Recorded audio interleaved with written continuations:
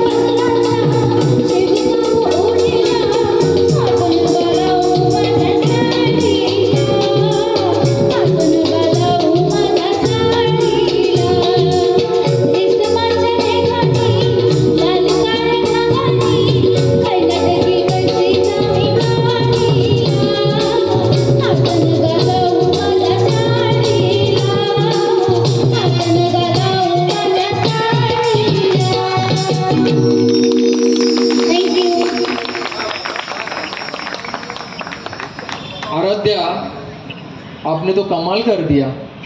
मराठीमध्ये बोलू?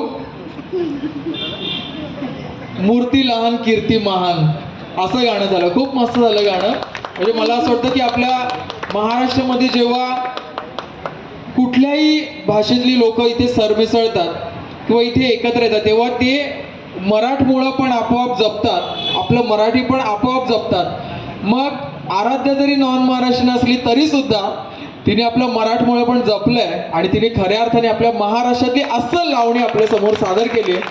या छोट्याशा मूर्तीसाठी मोठ्या टाळ्या झाल्या पाहिजेत। मला असं वाटतं की खऱ्या अर्थाने कार्यक्रमाची सुरुवात, आपल्या स्पर्धेची सुरुवात खूप दर्जेदार झालेली आहे।